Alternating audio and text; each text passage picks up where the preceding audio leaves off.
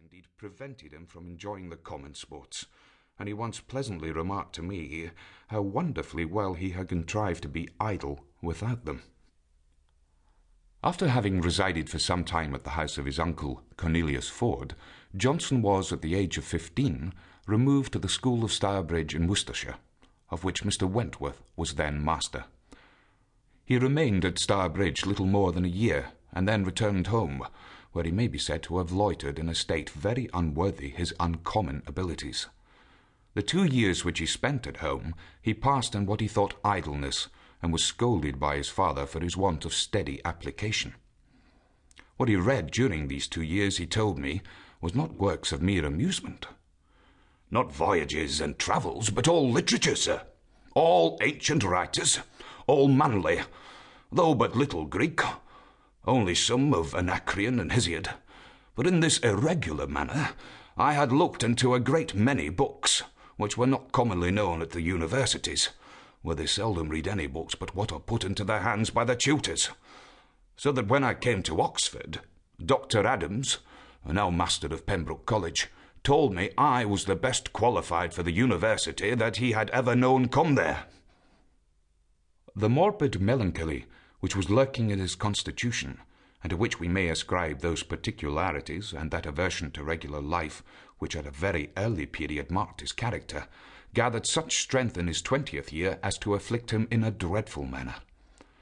While he was at Lichfield in the college vacation of the year 1729, he felt himself overwhelmed with an horrible hypochondria, with perpetual irritation, fretfulness, and impatience, and with a dejection, gloom, and despair which made existence misery.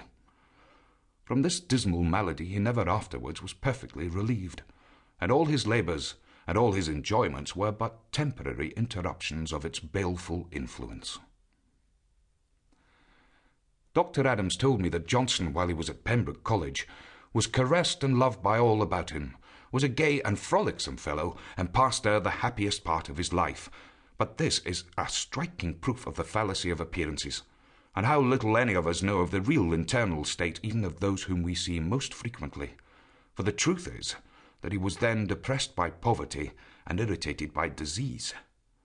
When I mentioned to him this account as given me by Dr. Adams, he said, "Ah, sir, I was mad and violent. It was bitterness which they mistook for frolic.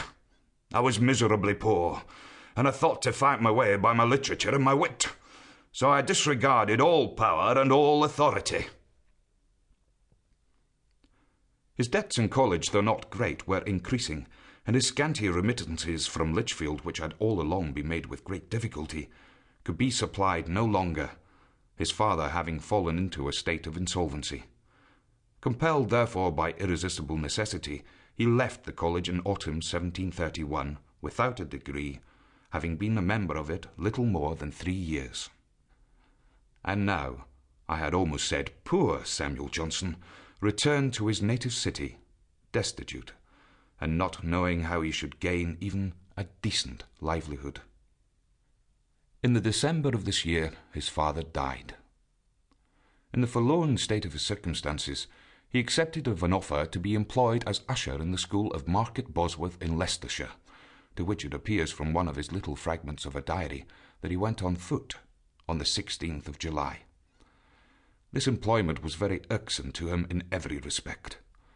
His general aversion to this painful drudgery was greatly enhanced by a disagreement between him and Sir Wolston Dixie, the patron of the school, in whose house I have been told he officiated as a kind of domestic chaplain, so far at least as to say grace at table, but was treated with what he represented as intolerable harshness, and after suffering for a few months such complicated misery, he relinquished a situation which all his life afterwards he recollected with the strongest aversion, and even a degree of horror.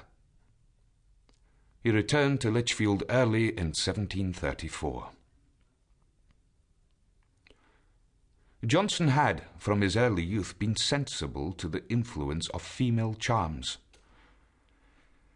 In a man whom religious education has secured from licentious indulgences, the passion of love, when once it has seized him, is exceedingly strong, being unimpaired by dissipation and totally concentrated in one object.